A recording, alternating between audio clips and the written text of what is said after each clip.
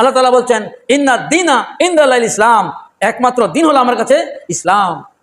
ইসলাম মানে শান্তির ধর্ম, ইসলাম হচ্ছে মানবতার ধর্ম, ইসলাম হচ্ছে নিরাপত্তার ধর্ম। কিন্তু কিছু রাজনীতিবিদ মুসলিম আছে, রাজনীতি ফায়দা নেওয়ার জন্য যারা মানুষকে বিভ্রান্ত করছে, ভোটের জন্য, রাজনীতির জন্য আজকে বিভিন্ন ধর্মের মধ্যে একটা সাম্প্রদায়িকতার বিষ ছড়িয়ে দিচ্ছে। পৃথিবীতে কোনো ধর্মের মধ্যে নেই, কোনো ধর্মীয় কিতাবের মধ্যে নেই যে এক ধর্ম আরেক ধর্মের উপর আঘাত করবে, আরেক ধর্মের মানুষ আরেক ধর্মের মানুষকে অত্যাচার করবে, নিপীড়ন করবে, নির্যাতন করবে। পৃথিবীতে কোনো ধর্মের কিতাবে নেই। যাই হোক, আমি সংক্ষেপে আলোচনা করব ইসলাম যে মানবতার ধর্ম, ইসলাম যে সন্ত্রাসবাদের ধর্ম নয়, জঙ্গিবাদের ধর্ম নয়, ইসলাম হচ্ছে মানে ন্যায়ের ধর্ম, ন্যায়ী প্রণেতার ধর্ম।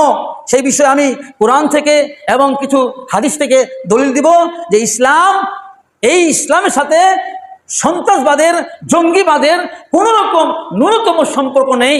ইসলাম কোনোদিন সন্ত্রাসবাদকে সমর্থন করে না।